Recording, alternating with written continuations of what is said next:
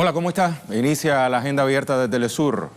Y para este jueves, ¿qué tenemos? Bueno, por una parte, quiero decir, está pautada en Montevideo la Conferencia Internacional sobre Venezuela, convocada por Uruguay y México. Asisten delegaciones de varios países, organismos internacionales que abogan por una solución pacífica a la situación política en la nación suramericana. La oposición venezolana, en sintonía con la Casa Blanca, se niega a dialogar. Una postura diametralmente contraria a la del gobierno del presidente Maduro. En redes le estamos consultando entonces lo siguiente. Vamos a ver, comenzamos por Uruguay. Aquí, ¿por qué la oposición venezolana no acepta la conferencia de este país, que se está sesionando en este país a partir de las 11 y pico de la mañana? En primer lugar, una opción responde a órdenes de Estados Unidos. Otra opción intenta derrocar al gobierno del presidente Nicolás Maduro. Y la tercera es una oposición pacífica. Usted marque cualquiera de las tres, las que más tenga que ver con el conocimiento que tenga sobre la situación en Venezuela. Otra cosa de la que vamos a hablar en nuestro programa de hoy: el gobierno de Pedro Sánchez renuncia a la idea de un mediador o facilitador en sus negociaciones con la Generalitat de Cataluña y plantea que esa figura esté solamente en la mesa entre los propios partidos catalanes. ¿A qué se debe esta echada para atrás? A las reacciones de PP y Ciudadanos, que entre otras utilizaron palabras como incapaz, mentiroso, compulsivo, incompetente, mediocre y traidor para referirse a Sánchez. Le ampliamos en nuestra agenda. También le consultamos en redes. ¿Le interesa al gobierno español resolver la crisis política con Cataluña? Ahí hay tres opciones. ¿Solo le interesa a Venezuela? La segunda, escucha a PP y Ciudadanos, sobre la base de todo esto que le acabo de decir, los improperios que expresaron contra el jefe del gobierno español. Y la tercera opción, apoya a los independentistas catalanes. Es una palabra que no podía faltar ahí, pero bueno, usted sabe que las redes sociales no nos dan el espacio que quisiéramos para dejarlo todo al detalle. Sobre esa base lo invitamos también a participar. Recuerde que nuestras redes en Twitter, @telesuragenda_a, Instagram, @agenda abierta. Participe, interactúe, esté con nosotros hasta las 9:30 de la mañana, hora de Caracas. Ya comenzamos. Hoy se celebrará en Montevideo la primera reunión del Grupo Internacional de Contacto, que debatirá la crisis política en Venezuela. En la cita participará la Unión Europea, con 8 de sus Estados miembros: España, Francia, Alemania, Italia, Holanda, Portugal, Suecia y Reino Unido, junto con los países del CARICOM, Bolivia, Costa Rica, Ecuador, México y Uruguay. El grupo deberá actuar por los próximos 90 días con el objetivo de impulsar el diálogo entre el gobierno y oposición venezolanos y encontrar una salida pacífica al conflicto actual. La cita será comandada por el presidente uruguayo, Tabaré Vázquez, y la representante de Política Exterior de la Unión Europea, Federica Mogherini. Los apoyos vienen de todas partes. El Papa Francisco felicitó la iniciativa y ya se declaró a mediar el diálogo en caso de que las partes lo soliciten. También el secretario general de las Naciones Unidas, Antonio Guterres, afirmó que está a favor de los intentos para buscar una salida negociada a la situación política en el país, luego de reunirse con representantes de México y Uruguay para saber detalles de la reunión. A pesar de los esfuerzos internacionales y la disposición del gobierno de Nicolás Maduro de dialogar, el opositor Juan Guaidó desmerece el grupo de contacto y declaró que solo negociará los términos de un proceso de transición. Por su parte, Estados Unidos y los países del Grupo de Lima siguen apostando en un intento golpista a través de amenazas de intervención militar y envío de ayuda humanitaria. ¿Podrá el grupo de contacto llegar a una solución del conflicto en Venezuela? ¿Lograrán las fuerzas democráticas contrarrestar el golpismo? El análisis a continuación.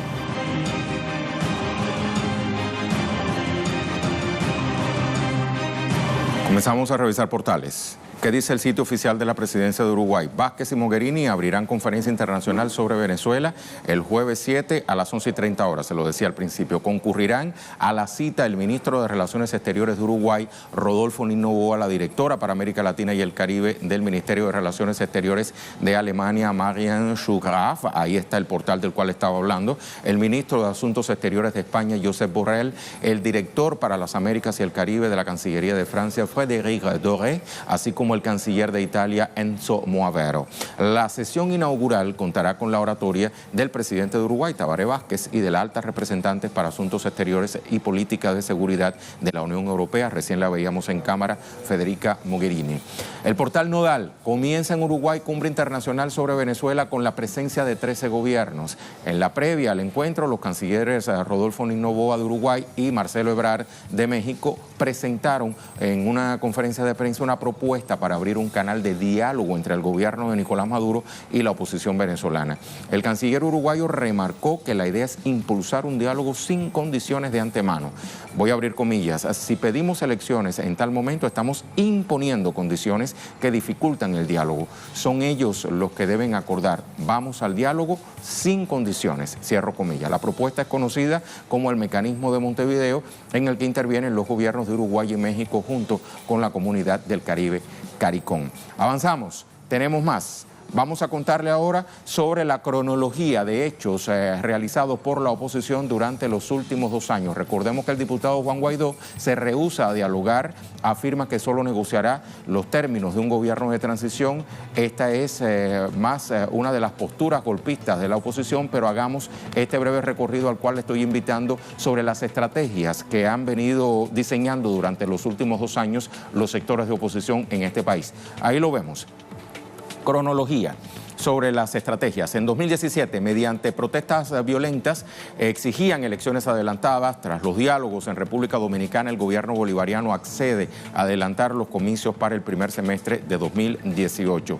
Llega 2018, febrero, un sector de la oposición anuncia su retiro de las elecciones, llama a sus seguidores a la abstención. El 20 de mayo, Nicolás Maduro gana frente a 3 propuestas opositoras que sí se presentaron. Eran los candidatos Henry Falcón y Javier Bertucci. Es reelecto el presidente Maduro con el 67% de los votos válidos. La extrema derecha desconoce el proceso electoral que fue avalado por acompañantes internacionales. Tenemos más. 2019. Nicolás Maduro toma posesión ante el Tribunal Supremo de Justicia y la Asamblea Nacional Constituyente para el periodo presidencial 2019-2025. Aquí me voy a detener para aclarar que toma posesión ante estos 2 órganos porque la Asamblea Nacional, recordemos, está declarada en desacato desde el año 2017. Sectores de oposición en 2018 desconocieron el acto electoral. Países alineados con Estados Unidos se negaron a reconocer el nuevo mandato presidencial. Contradictoriamente, el diputado Juan Guaidó, sin presentarse a comicios y desconociendo la voluntad de los venezolanos en las urnas durante las elecciones de 2018, se autoproclama presidente encargado y llama a formar un gobierno de transición. Estados Unidos amenaza con la intervención militar, ofrece puntos de acopio de presunta ayuda humanitaria a Venezuela, lo cual no es avalado por la Cruz Roja Internacional. La institución alega que solo apoya esta acción si el gobierno constitucional la autoriza. La Casa Blanca nombró el pasado 25 de enero a Elliot Abrams como encargado para la presunta restauración de la democracia en Venezuela. También le presentamos un breve perfil de este funcionario estadounidense. Es un abogado, cientista político, además miembro del Partido Republicano. Fue diplomático durante las gestiones de Ronald Reagan y George W. Bush, además de haber sido ex jefe de la Agencia Central de Inteligencia. Durante los años 80 hizo parte del grupo Pax Americana, responsable de trazar estrategias para profundizar en la influencia de la Casa Blanca en los gobiernos latinoamericanos. En 1981 ocultó datos sobre la masacre de casi 1000 personas por un batallón militar en El Salvador, entrenado por Estados Unidos. Fue condenado por omitir informaciones sobre la venta de armas al gobierno iraní en los años 1985 y el 86, cuando se encontraba inmerso en la guerra con Irak. Con el dinero obtenido de las ventas financió el movimiento conocido como Contra Nicaragüense. Trabajó este movimiento para derrocar al gobierno del FMLN. Acompañó las guerras en Irak y Afganistán como asesor de seguridad nacional de la gestión Bush. Desempeñó una función clave orientando a militares venezolanos opositores en el fallido golpe contra el presidente Hugo Chávez en 2002. Este es el prontuario de Elliot Abrams. Vamos a actualizar entonces información de lo que va a acontecer dentro de muy poco en la capital uruguaya. Hacia allá nos trasladamos con Mateo Grille. ¿Cómo estás, Mateo? Expectativas, un adelanto. ¿Cómo te va, Rey? Muy Sí, bien. hay expectativas importantes respecto a lo que pueda suceder hoy en esta reunión de contacto internacional, no unas expectativas desmedidas, pero al menos cautelosas respecto a lo que pueda suceder. Ayer en Cancillería, en la sede de la Cancillería, en el diálogo que mantuvieron los ministros de Uruguay y México, los ministros de Relaciones Exteriores de Uruguay y México, Rodolfo Nin Noboa y Marcelo Ebrard, fuera de micrófono, se habló de la necesidad de crear un ambiente que pudiera propiciar el diálogo, más allá de que no se desconoce la posición renuente a este diálogo del diputado Juan Guaidó y de todos aquellos que de alguna manera este diputado representa. Eso es una traba, naturalmente, pero se entiende que los buenos, en fin, el buen trabajo que se puede hacer de parte de las cancillerías puede destrabar esta situación, porque además es necesario, entienden en las cancillerías, que se dé este paso. Por ese motivo fue que el ministro Rodolfo Nin Noboa hablaba de un diálogo sin condicionamiento, de no poner trabas, muros que entorpecieran antes incluso de que el diálogo se confirmara, para que, en fin, no hubiera un campo importante para poder hablar en todos los términos.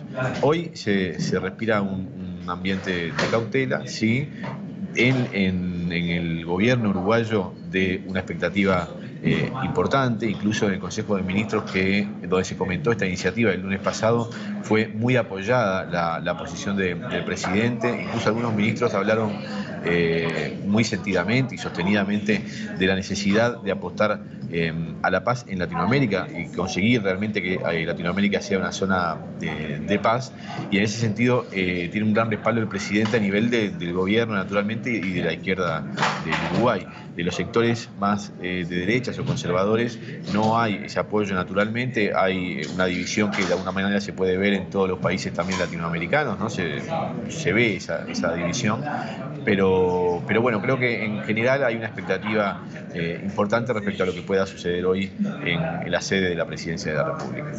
Lo cierto es que va a haber reunión, algo va a suceder en Uruguay en horas de la mañana. ¿Para qué hora específicamente está previsto este encuentro, Mateo? 11:30 de la mañana estaría comenzando con una comparecencia o una apertura de parte del presidente Tabaré Vázquez y de la alta representante de política exterior, ¿no? de la Unión Europea, Federica Mogherini.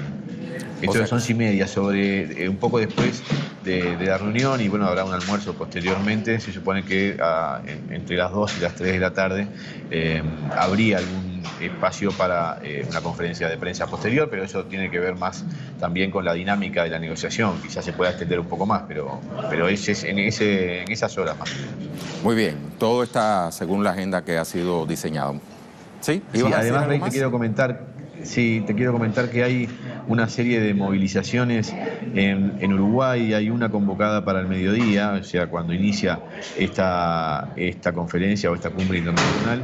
Aquí mismo, enfrente al edificio de Presidencia de la República, hay una convocatoria contra la agresión imperialista, así ha sido llamada, enfrente mismo a la sede de Presidencia de la República. Y sobre las 6 de la tarde, entre 6:30 y 7, hay dos movilizaciones.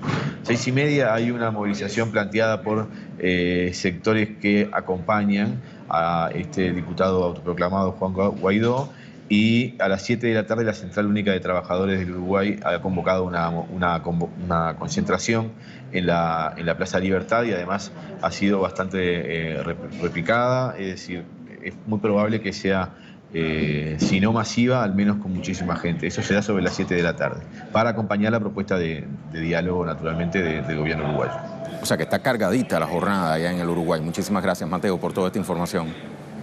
Dale, Rey, gracias. Hasta pronto. Mateo Grille. William Serafino me acompaña en los estudios de Caracas, Venezuela, para dialogar justamente sobre este particular. ¿Cómo estás, William? ¿Cómo estás, Rey? Buenos días. Muy bien, muy buenos días. William Serafino es miembro del equipo de investigación Misión Verdad. Bueno, ya sabes, hay reunión en Uruguay hoy, pese a los vientos de guerra que se escuchan desde el norte.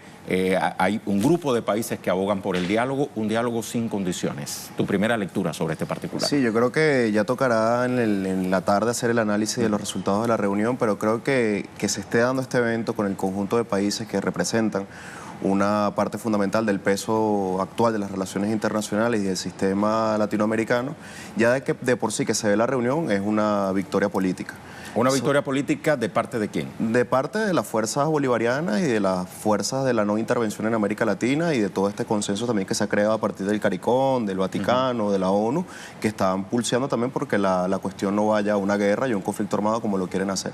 Te repito, creo que la reunión, y entendiendo que mezcla países de muchísimo peso como México, que también la política interna también tiene que demostrar que está haciendo un parteaguas con la política exterior anterior de Enrique Peña Nieto, que fue bastante servil a los intereses de Estados Unidos. Y me alegro muchísimo de que hayas mencionado este punto porque estaba consultando portales de prensa que dicen que México ha sostenido una postura neutral, pero no es neutral. Es la constitucional, postura del gobierno es constitucional. De México. O sea, es que, digamos, la neutralidad ya en este punto como que se difumina muchísimo la frontera de lo que es neutral o no.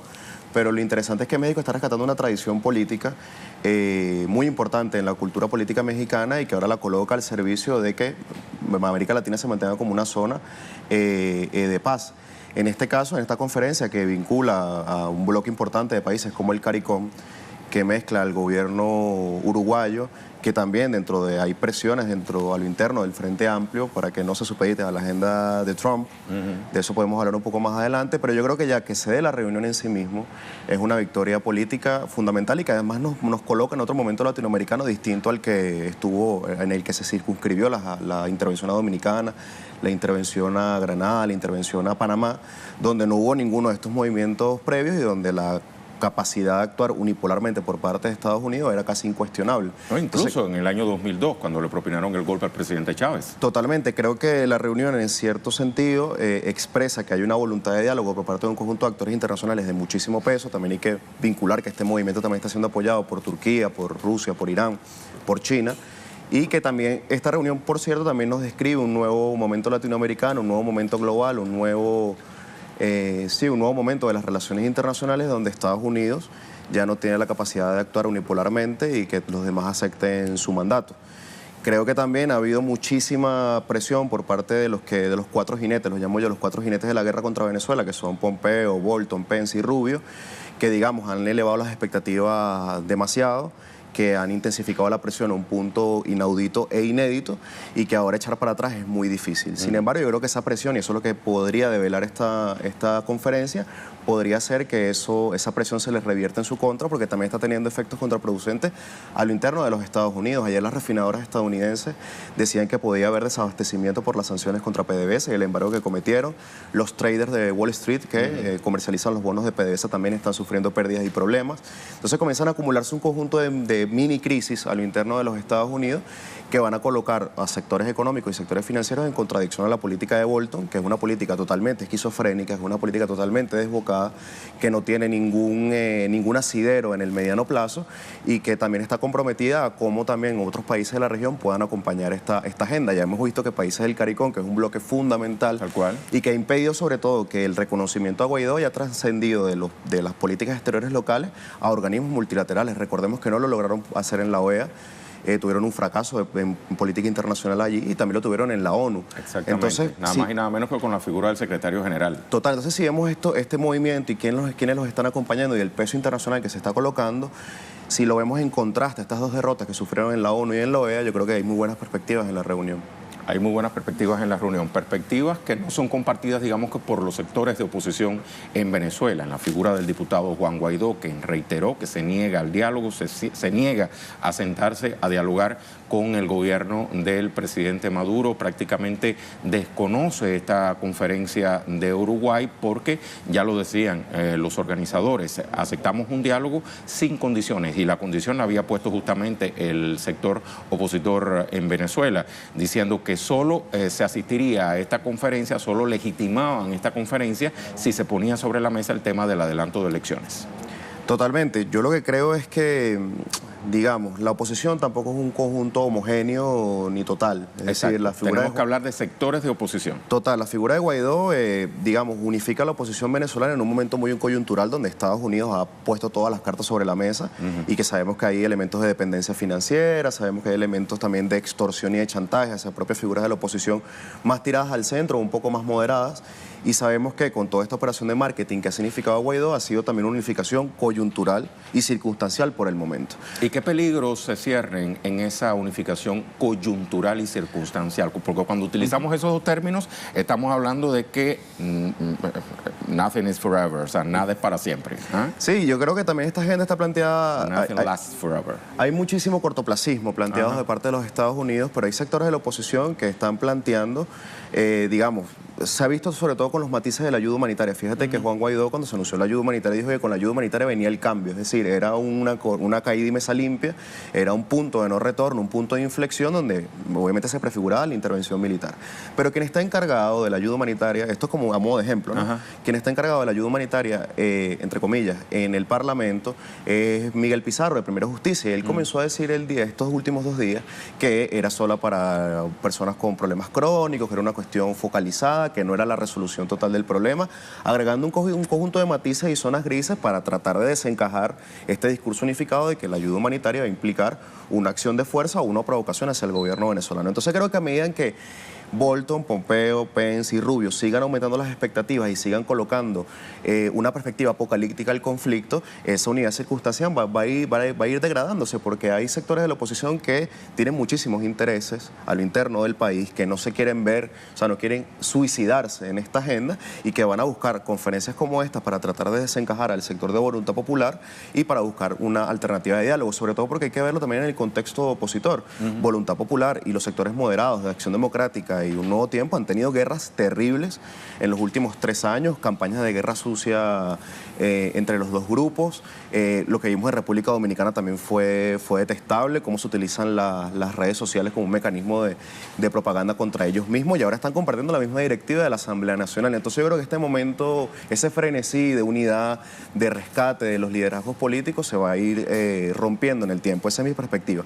Y que ahora, si lo ves en términos electorales, el problema de Venezuela, y que está bien que se ha planteado de esa forma, que no sea un diálogo con condiciones previas, es que el problema de Venezuela no es que hacen falta elecciones. El problema de Venezuela son las sanciones internacionales que pesan sobre su economía. Tal cual. Es como se ha venido socavando la calidad de vida del venezolano. Lo decía el propio presidente Maduro en una entrevista reciente. Decía, el principal, digamos que la piedra angular sobre la base de la cual gira todo en este minuto es el tema económico. Total, y ha sido incluso el principal punto en que el chavismo ha logrado articularse como bloque social y popular. Lo que debería estar midiendo Bolton y lo que debería estar midiendo Pence es que cada vez que corren un paso más la agenda de intervención, la unificación no solamente se da a escala local en Venezuela, se da a escala global. Y una repercusión global. Y Venezuela refuerza no solamente sus alianzas geopolíticas, sino que muchas fuerzas de izquierda, de centroizquierda, progresistas, que se habían distanciado muchísimo del proyecto bolivariano, ha habido toda una efervescencia de apoyos y lo podríamos decir así, la conformación de un bloque latinoamericano en defensa de Venezuela, pero también en defensa de que en América Latina no se repita el modelo libio. Porque además, sí, creo que hay un elemento importante, es que Venezuela con esta metódica de intervención se está planificando también un paradigma, se está creando una doctrina de intervención. Hay un propio suelo latinoamericano con las propias circunstancias locales de Latinoamérica. Si la agenda pasa y logra su objetivo, va a ser utilizado con los otros países y con los otros gobiernos que incluso le están dando el apoyo a los Estados Unidos. Entonces yo creo que hay como una zona gris, una zona intermedia, donde países que incluso no rompieron las relaciones comerciales con Venezuela luego de la autoproclamación de Guaidó, que hay mucho analismo político, ¿no?, en las élites latinoamericanas, pero también hay mucha conciencia de que un conflicto armado en Venezuela, dadas las implicaciones geopolíticas y siendo Venezuela un centro de gravedad del mercado petrolero, del mercado energético y además un país fundamental en las estrategias latinoamericanas, de que un conflicto venezolano no se va a encapsular solo en las fronteras venezolanas y que eso podría tocar aún más en la región. Si ya están muy preocupados, entre comillas, yo creo que eso tenía también sus matices con la migración, imagínate tú con un conflicto armado y además, ¿cómo quedarás tú ante la historia siendo cómplice de una intervención contra un país hermano y que eso obviamente después te va a venir a tocar a ti? Exactamente. porque cada país tiene su particularidad. Cada país, incluso por ejemplo Colombia, o sea, incluso yo creo que también a partir de ahí fue como, bueno, los podemos ayudar con la ayuda humanitaria, pero fíjate tú que la retórica bélica ha disminuido en las últimas semanas. ¿Por qué? Porque Colombia tiene un problema interno gravísimo, tiene una falta de credibilidad en términos internacionales muy grande por la gran cantidad de violencia que ha habido en el país. Y tiene un conflicto armado que aún no se ha resuelto. Y tiene un conflicto armado que no lo puede resolver y no le puede ofrecer paz ni estabilidad a la ciudadanía. Y digamos, si lo vemos en términos de las últimas encuestas, Duque está por debajo del 40% de apoyo y bajando. Incluso a Duque, Uribe, le detuvo la reforma fiscal, que era como un plan de reordenamiento económico de Duque desde el Senado. Es decir, se está dando un conjunto de juegos de poder a lo interno del poder colombiano, pero la base social está totalmente destruida, está totalmente fragmentada y ya es un conflicto que se desbordó hacia Venezuela. Y en ese mismo contexto, imagínese que en este minuto le agregas, estoy, digamos que citando un supuesto. El partido FARC, que hoy hace oposición legal en el Congreso colombiano, decide una autodenominación, una autoproclamación presidencial y exige elecciones adelantadas, teniendo en cuenta ese bajo nivel de aceptación que tiene Duque.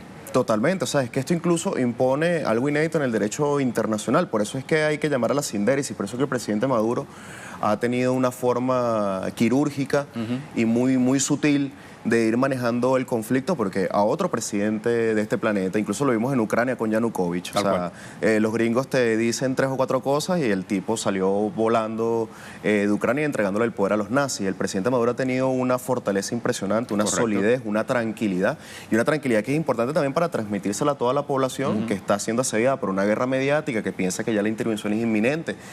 Bueno que toques ese punto porque como investigador quería también para la audiencia internacional de Telesur que le explicaras cuál es la situación en las calles de Venezuela hoy. No, Venezuela tiene una calma total a nivel político, Venezuela tiene estabilidad política. Lo que sucede es que tiene una estabilidad económica rota por producto de las sanciones internacionales, que debe ser uno de los puntos de esta conferencia. Incluso uno de los puntos de disenso de la Unión Europea, no tienen consenso todavía para el tema de las sanciones, pero Venezuela está en permanente calma. En Venezuela no hay violencia, no hay un conflicto armado en ciernes, no hay guerra irregular, aunque sí hay factores del paramilitarismo que están siendo financiados, movidos, para darle, digamos, estímulos a esta especie de gobierno paralelo que han montado, pero la realidad de Venezuela es que actualmente están yendo los niños a clase, que la gente también está luchando la vida diaria, pero está pudiendo resolver su situación cotidiana, que los programas de seguridad social y de protección social impulsados por el gobierno. Hablo del carnet de la patria, hablo del CLAP, hablo de la distinta cantidad de bonos que se distribuyen para gente con distintas afectaciones o distintas dolencias. Incluso la creación de nuevas misiones, la creación de la misión Transporte, la Venezuela Bella.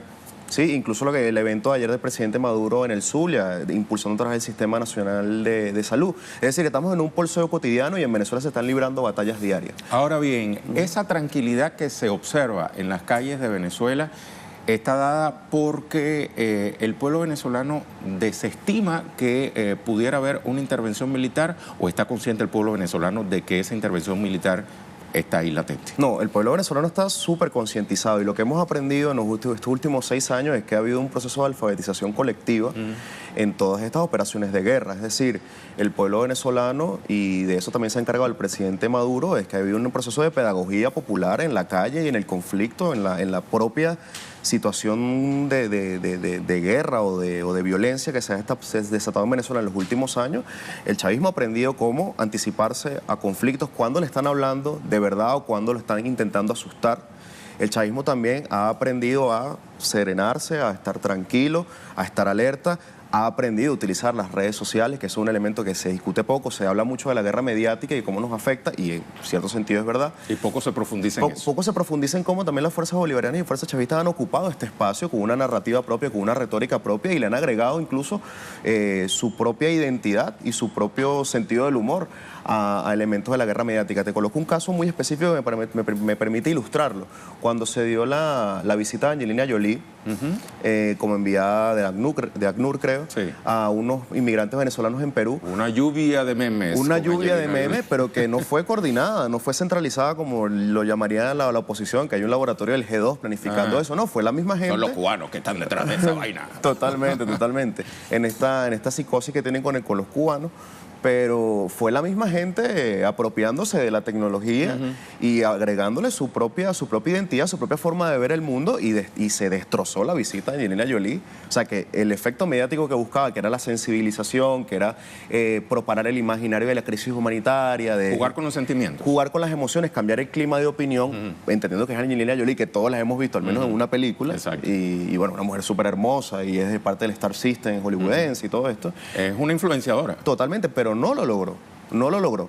Ahora, eso lo hicimos desde el punto de vista más jocoso, pero cuando ha habido momentos de rudeza, en términos de muchísima crispación, las fuerzas bolivarianas han sabido cómo atender en las redes sociales. Nos falta muchísimo, como le falta muchísimo a otros países mejorar en este sentido.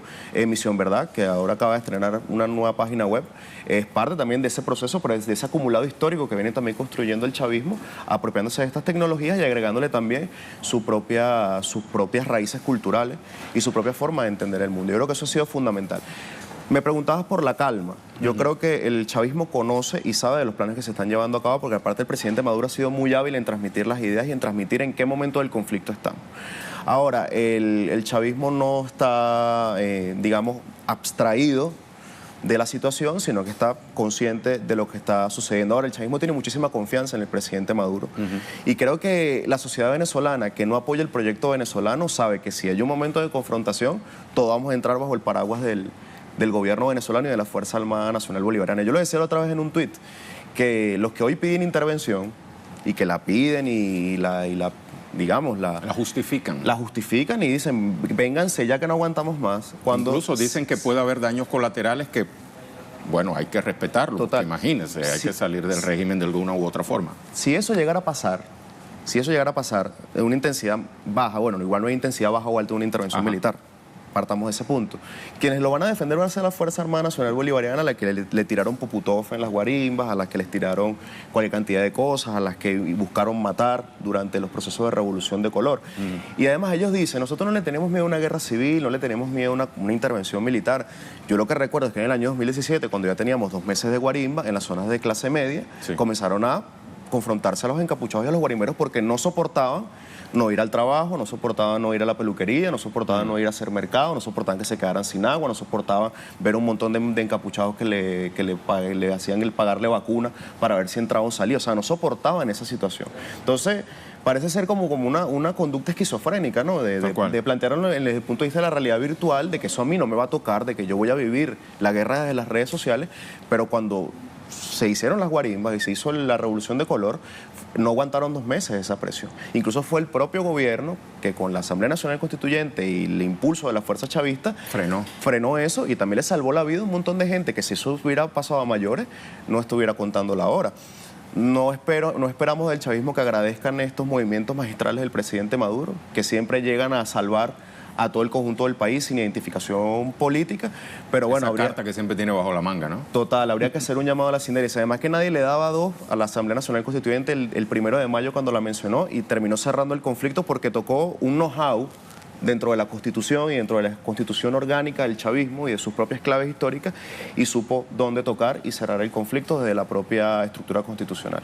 Bueno, William, solo me resta mantener abierta la invitación a que regreses a la agenda abierta ya para analizar el momento de la post-reunión que va a sesionar hoy, si te parece. Claro que sí, estaré aquí contigo otra vez. Muchísimas gracias, William. Gracias a ti, hermano. William Serafino nos ha estado acompañando en esta primera parte de la agenda abierta. Usted manténgase con nosotros, recuerde que hay posicionado una pregunta en redes. Ahí está Uruguay. ¿Por qué la oposición venezolana no acepta la conferencia de Uruguay? El 67% hasta el momento ha respondido que tiene que ver con las órdenes que le dictan desde Estados Unidos. Un 16% dice intenta derrocar al gobierno y otro 16% es una oposición pacífica. Así van las cosas, nos quedan algunos minutos en pantalla. Usted puede participar, por supuesto, a lo largo de la jornada. Ahí está puesta esta encuesta. Vamos a la pausa, tenemos mucho más.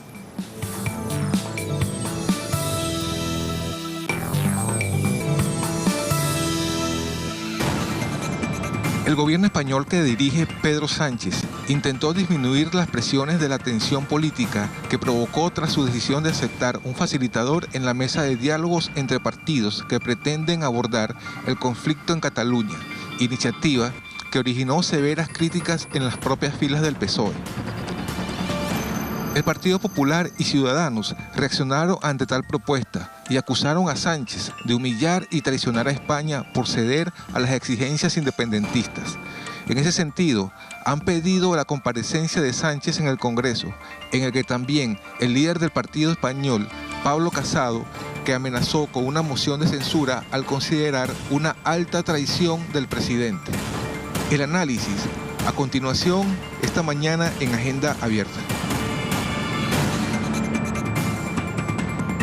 Pero antes del análisis vamos a revisar portales. ¿Qué dice Noticiero 52? ABC, PP, Ciudadanos y Vox convocan una protesta en domingo en Madrid para decir basta a Sánchez, así tal cual. El PP, Ciudadanos y Vox se han unido para convocar a los españoles a una movilización el próximo domingo en Madrid. Decir basta a Pedro Sánchez después de saberse que su gobierno está dispuesto a aceptar un mediador o relator o coordinador en un diálogo bilateral con los independentistas catalanes. La concentración se ha convocado en la Plaza Colón para el domingo. Pablo Casado ha intercambiado mensajes con Albert Rivera y ha hablado con Santiago Abascal para coordinar la respuesta de los partidos de centro derecha a la, comillas, traición de Sánchez. Vox ha anunciado a través de las redes sociales que se suma a la concentración del próximo domingo en la Plaza Colón para frenar al presidente socialista, bueno, al presidente del Partido Socialista Obrero Español.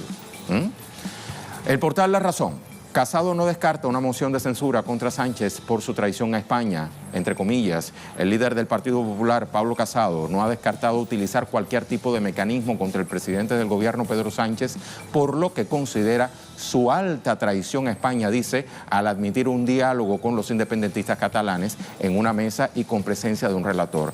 El líder del PP ha calificado a Sánchez de felón, ha considerado que está deslegitimado para seguir en el gobierno debido a esta negociación que considera el hecho más grave en democracia desde el 23 de febrero. Otro más, el portal La Sexta, que dice el PP presenta una enmienda a los presupuestos de Sánchez por ser el pago a la traición a España.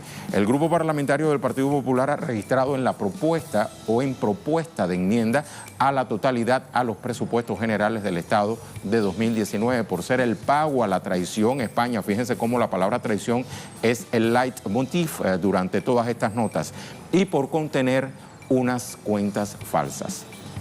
La portavoz parlamentaria del PP, Dolores Montserrat, ha señalado que el objetivo de estos presupuestos es mantener unas semanas más a Pedro Sánchez en la Moncloa.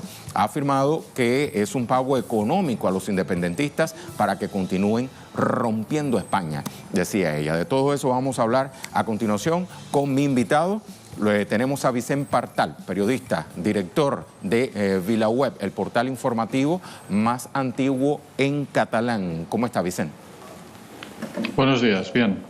Muy buenos días. Bueno, a ver, ayúdenos a entender este estire y encoge que se ha armado a partir de la echada para atrás de Pedro Sánchez, pero que en un inicio decía que sí, que se aceptaba a un relator. Ahora está planteando el gobierno de Sánchez que no, que el relator debe ser solamente entre partidos catalanes, que no va a meter las manos ahí para no verse, digamos, que comprometido frente al PP y Ciudadanos. ¿Qué opina usted? Bueno, hay que aclarar un par de cosas. Aclárenos. La primera, como todo el mundo sabe, Pedro Sánchez llegó al poder gracias a una moción de censura de la izquierda y de los independentistas catalanes hace unos meses, pero solo tiene una parte muy pequeña del Parlamento. El Partido Socialista solo tiene 86 diputados sobre 350. Por tanto, depende de una coalición muy heterogénea. Ahora tiene que aprobar los presupuestos. Concretamente, el viernes, mañana, termina el plazo para presentar mociones a la totalidad de los presupuestos. Los dos partidos independentistas ya han anunciado que las van a presentar. De hecho, el principal partido independentista, Esquerra Republicana, ya la ha presentado y el otro la presentará mañana, lo que significa que Pedro Sánchez perderá la votación de los presupuestos porque no tiene suficientes votos para ganarla. En este escenario se abrió el debate sobre la posible negociación. Aquí lo que nadie sabe, en primer lugar, es si este es un debate serio, si realmente el Partido Socialista cree que debe haber una negociación política sobre el futuro de Cataluña para resolver la situación actual, o si simplemente Pedro Sánchez está intentando hacer lo que sea para que los dos partidos independentistas que son decisivos en el Parlamento de Madrid con sus votos le voten el presupuesto. Esto lo sabremos el martes. Mañana se tienen que presentar estas mociones, pero se votan el martes. Lo que pasa es que el martes empieza el juicio contra el Gobierno de Cataluña, con lo cual es muy difícil que los independentistas puedan votar y, por tanto, Sánchez perderá la votación más importante del año. Esto es la base de lo que está pasando, porque a partir de aquí la figura esta del relator nadie sabe exactamente qué es y parece muy poca cosa para la campaña tan exagerada que la derecha y la extrema derecha están organizando. Nadie sabe exactamente qué es o de qué va el relator, pero como bien acaba de plantear usted en estos últimos segundos, ya la derecha y la extrema derecha se adelantaron, le dijeron de todo a Pedro Sánchez, nada bonito. ¿Qué se espera entonces pueda ocurrir durante las próximas jornadas, habiéndose apropiado la derecha y la extrema derecha de estas circunstancias? Bueno, aquí el problema es que el Partido Socialista, con sus actos en Cataluña primero y con la reciente crisis de Venezuela, ha legitimado la posibilidad de un golpe de Estado. Es decir, en Cataluña la población votó una mayoría que proclamó la independencia de forma democrática y pacífica, y el Partido Socialista se unió al Partido Popular y a Ciudadanos para implementar una medida excepcional, el famoso artículo 155, que ilegalmente cerró el Parlamento de Cataluña. Hubo unas elecciones, el pueblo catalán volvió a votar el mismo gobierno independentista y el presidente Puigdemont, y a través de artimañas judiciales el Partido Socialista, el Partido Popular y Ciudadanos están impidiendo el normal desarrollo de las instituciones catalanas. Existe un gobierno independentista, pero no dirigido por el presidente que los catalanes votaron. Recientemente, en el caso de Venezuela, vimos cómo el Partido Socialista, el gobierno socialista, aceptó esta, creo que le llaman presidencia encargada, de Juan Guaidó, con lo cual legitiman que el resultado de las urnas no tiene por qué ser el resultado legal. De hecho, la campaña que la derecha y la extrema derecha han iniciado contra Pedro Sánchez suena con las mismas palabras incluso que esta derecha ha utilizado en España para forzar al Partido Socialista a intervenir en los asuntos internos de Venezuela. ¿Quiere decir usted entonces que con esta postura adoptada por Pedro Sánchez respecto a Venezuela se puso el puñal en la garganta? Bueno, abrió la puerta. Esto es evidente. Es decir, si escuchas a los líderes de la derecha española, ¿qué están diciendo? Que Sánchez llegó al poder de forma ilegítima, que la victoria de Sánchez fue un golpe de Estado. Es decir, están usando la retórica que ellos mismos usaban en Cataluña primero para impedir que la voluntad del pueblo catalán expresada en las urnas se pudiera tener una resolución democrática a través de su gobierno, y el mismo lenguaje que han utilizado en el caso de Venezuela. Claro, en los dos casos el Partido Socialista podría haber defendido que existen unas reglas democráticas, que cada país tiene su legitimidad interna, que los parlamentos, que las voluntades populares expresadas en los parlamentos se tienen que aceptar, que los gobiernos formados de forma legal no se pueden intervenir desde fuera. Desde el momento que podría haberlo dicho, mas no lo hizo. De una se parcializó hacia, en este caso, el diputado Juan Guaidó, sin conocer justamente las reglas internas que tiene Venezuela. Por eso. Es decir, el Partido Socialista abonó, permitió que en Cataluña el gobierno legítimo fuera sacado por la fuerza y el Parlamento cerrado, e intentó impedir, aunque no pudo finalmente, porque los independentistas volvieron a ganar las elecciones, intentó impedir el funcionamiento normal del Parlamento, que de hecho lo está impidiendo. Hay diputados independentistas, entre ellos el presidente Puigdemont, que no pueden ejercer de diputados porque un juez ha decidido que tiene más poder su decisión que el voto popular. En el caso de Venezuela, más o menos lo mismo. El presidente del gobierno español tomó la decisión con otros gobiernos, con algunos gobiernos europeos, pero hay que recordar que no todos, Italia o Grecia, por ejemplo, no hicieron lo mismo. Tomó la decisión de reconocer a un diputado del Parlamento venezolano una capacidad presidencial ingiriéndose en los asuntos internos de Venezuela. Bueno, el resultado es muy claro. La misma derecha que Pedro Sánchez, a la cual Pedro Sánchez abrazó en Cataluña y abrazó en Venezuela, ahora se gira contra él y, como tú dices bien, le clava el puñal en el cuello, porque él ha puesto las condiciones para que esto pase. Ya para finalizar esta reflexión, Vicent, ¿cómo queda el independentismo catalán en todo este escenario que está aconteciendo en España? Bueno, yo creo que el independentismo ve lo que está pasando con una cierta tranquilidad. Es decir, el problema de la independencia de Cataluña es un problema político. En Cataluña existe una mayoría política que quiere la creación de una república independiente y que por medios pacíficos y democráticos ha ganado repetidamente la mayoría parlamentaria suficiente y ha hecho un referéndum de autodeterminación ganando la mayoría para proclamar una república independiente. Esto se impidió a la fuerza. Creo que todo el mundo recordará las imágenes del referéndum del 1 de octubre con la policía española pegando en los colegios electorales y posteriormente con la fuerza en los tribunales y con órdenes extraordinarias como fue el 155. El martes, precisamente, empieza el juicio, en el que se condenará a 25 años de prisión al gobierno de Cataluña y a la presidenta del Parlamento por discusiones políticas. En este sentido, el independentismo siempre supo o siempre dijo que su victoria de octubre del 2017 lo que consiguió fue desenmascarar el régimen nacido del franquismo como un pacto entre el Partido Socialista y el franquismo y los nacionalistas moderados vascos y catalanes. Lo que estamos asistiendo ahora es a eso, es a la descomposición del régimen.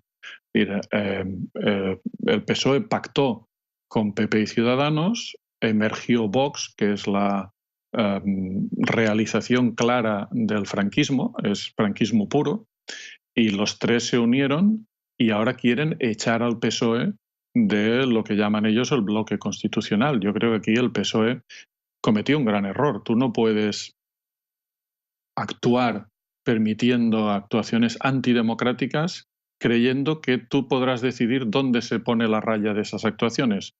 Podemos subvertir el orden contra los independentistas catalanes, pero no contra mí. Esto no va así. Cuando tú abres la puerta, entran hasta la cocina. Y por tanto, el mismo Pedro Sánchez que aplaudía a Mariano Rajoy, que se abrazaba a Mariano Rajoy para tomar medidas ilegales contra el Parlamento de Cataluña, se encuentra ahora que los sucesores de Mariano Rajoy quieren aplicarle a él las mismas medidas ilegales que él contribuyó gratis a aplicar contra Cataluña. Los independentistas en este escenario, bueno, se lo miran con calma.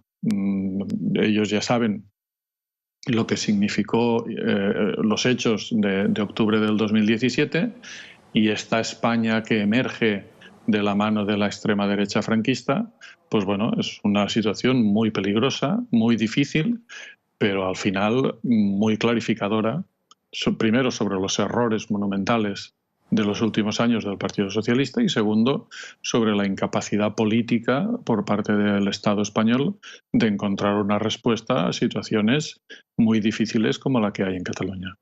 Muy esclarecedor todo lo que nos acaba de plantear, Vicent. Muchísimas gracias por este análisis para Telesur. Hasta la próxima. Recuerdos, hasta ahora. Hasta la próxima. Vicent Partal, periodista, director de VilaWeb, portal informativo más antiguo en catalán. Pasamos a otro de los temas de nuestra agenda. La cuarta marcha por la soberanía al lago Escondido comenzó este miércoles en la provincia de Río Negro, en la Patagonia Argentina. El objetivo es exigir la inmediata apertura de los accesos públicos al lago que desde hace años permanecen cerrados por orden del magnate inglés Joel Legg. En 2009, un fallo del Superior Tribunal de Justicia de Río Negro exigió la apertura del camino de Tacuifí, que conecta con la emblemática Ruta 40. Sin embargo, el empresario británico desoye las leyes argentinas. Lewis, amigo personal del presidente Mauricio Macri, adquirió de forma irregular las 11.000 hectáreas de bosques y montañas que rodean el espejo de agua en 1996 y sobre el lago construyó una mansión de 3.600 metros cuadrados. La marcha, organizada por la Fundación Interactiva para la Promoción de la Cultura del Agua y de los agrupamientos sanmartinianos, busca denunciar la entrega sistemática de territorios argentinos a extranjeros, multinacionales y capitales privados. La movilización contará con 2 columnas, una de 20 personas que tardará 3 días en llegar al lago a través de 44 kilómetros de senderos de montañas y otra de 60 personas por el camino privatizado que exigen abrir.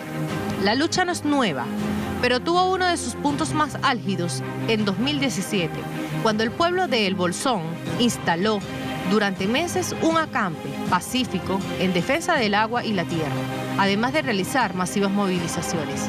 Hoy en Agenda Abierta analizamos la 4ª marcha por la soberanía al lago escondido y la lucha del pueblo argentino contra la extranjerización de la tierra. Revisamos sitios que tienen que ver con esto. Por ejemplo, la capital marchan al lago escondido para defenderlo de Lewis. Ayer comenzó la 4ª marcha por la soberanía al lago escondido para exigir la inmediata apertura de los accesos públicos al lago que desde hace años, desoyendo un fallo del Superior Tribunal de Justicia de Río Negro, permanecen cerrados por orden del magnate inglés Joe Lewis, amigo personal de Mauricio Macri. No olvide esto. Y en 1996 adquirió de forma irregular las miles de hectáreas que rodean el espejo de agua. Otro sitio digital, el portal El Patagónico, realizan la 4ª marcha por soberanía al lago escondido. La movilización va a contar con 2 columnas que van por senderos distintos. Se encontrarán el día sábado en una isla en medio del lago. Un grupo entrenado de 20 personas saldrá desde el camino de montaña y llegará 3 días después a la cabecera oeste del lago, mientras que otro grupo de 60 personas partirá ese mismo sábado. La marcha fue organizada por FIPCA y los agrupamientos sanmartinianos, sindicatos, organizaciones políticas, organizaciones sociales, científicos y profesionales que realizan movilizaciones pacíficas por todo el país para denunciar la entrega sistemática de nuestra soberanía y nuestros recursos naturales a extranjeros, multinacionales y capitales privados por parte del gobierno nacional. Es el momento del análisis, por eso voy a desplazarme hacia otro sitio de nuestro estudio para dialogar con Ernesto Matos, economista, también analista internacional. ¿Cómo está, Ernesto?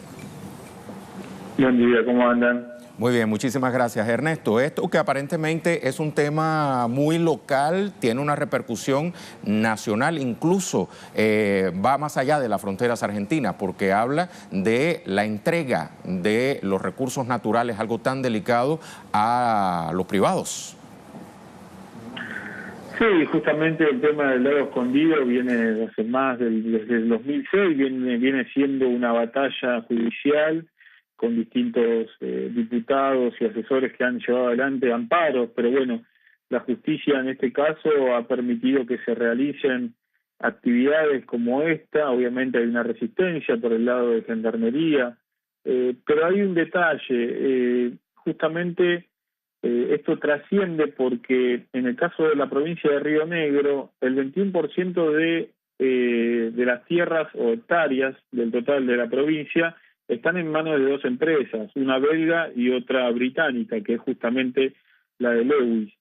Lewis también es la 5ª fortuna en el Reino Unido, pero además es el principal accionista de Edenor, una de las principales empresas eléctricas que distribuyen el conurbano y capital de la Argentina junto a Edesur, pero con Edenor la particularidad es que cuando asume Mauricio Macri en julio del 2016, le condona entre las dos, Edenor y Edesur, una deuda millonaria de multas de casi 19.000 millones de dólares.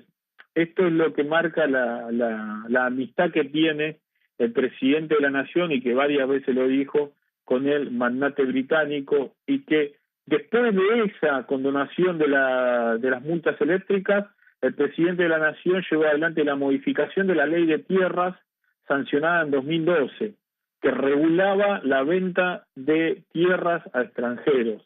Introdujo modificaciones para que obviamente no sea posible tener desde el Estado una información más precisa sobre las tierras en manos de extranjeros. Interesantísimo eso que me acaba de decir, Ernesto. ¿Cómo se ha puesto de manifiesto, digamos, en otros conflictos a nivel país este tema de la entrega a extranjeros de las tierras? Y las tierras, y con ellas van todos los recursos naturales, evidentemente, porque no es la tierra por la tierra. Sí, porque aparte Lewis vende energía y lo hace también por el lado del lago escondido al Bolsón. Entonces, es un hombre de negocios muy cercano al gobierno, y por eso cuando quitan los subsidios en este proceso iniciado en 2016 a la actualidad, la población que está concentrada en el conurbano y la capital le está pagando a Lewis el pleno de la tarifa, y por eso era una medida necesaria que iba a tomar el gobierno, quitar los subsidios y que directamente los usuarios pagaran el pleno de tarifa, porque justamente se iban a caer estas multas y avanzaban otras multas más que ponían obviamente en discusión si las empresas eléctricas iban a ser nacionalizadas o no. Y ante este temor me parece que Lewis y todo el grupo de Cambiemos fueron parte de esa campaña para llevar adelante el gobierno de Mauricio Macri. Ernesto, un millón de gracias por este tiempo para Telesur. No hay por qué, un saludo a todos. Lo propio, Ernesto Matos, economista, analista internacional. Y con esta reflexión finaliza hoy la emisión de Agenda Abierta. Usted cuídese mucho, nos vemos más tarde.